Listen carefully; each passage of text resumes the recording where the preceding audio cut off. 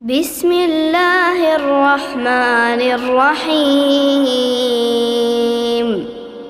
والنازعات غرقا والناشطات نشطا والسابحات سبحا فالسابقات سبقا فالمدبرات أمرا يوم ترجف الراجفة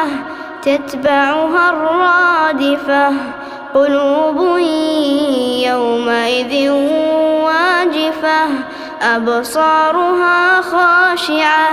يقولون أئنا لمردودون في الحافرة أئذا كنا عظاما نخرة قالوا تلك إذا كرة خاسرة فإنما هي زجرة واحدة فإذا هم بالساهرة هل أتاك حديث موسى إذ ناداه ربه بالوادي المقدس طوى اذهب إلى فرعون إنه طغى فقل هل لك إلى أن تزكى وأهديك إلى ربك فتخشى فأراه الآية الكبرى فكذب وعصى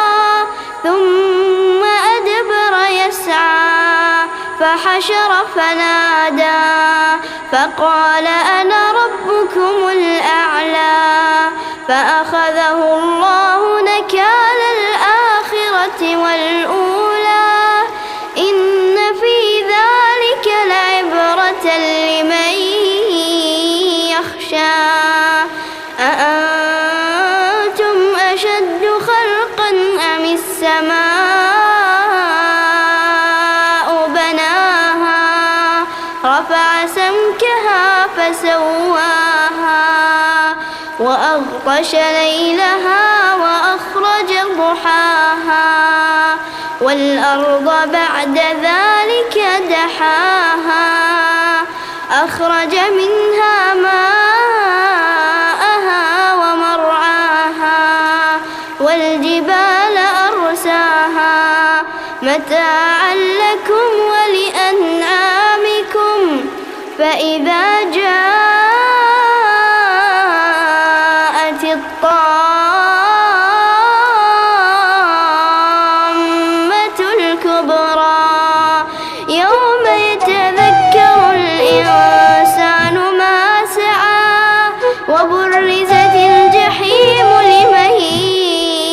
يرى فأما من طغى وآثر الحياة الدنيا فإن الجحيم هي المأوى وأما من خاف مقام ربه ونهى النفس عن الهوى فإن الجنة هي المأوى يسألونك عن الساعة أيان مرساها فيما أنت من ذكراها إلى ربك منتهاها إنما أنت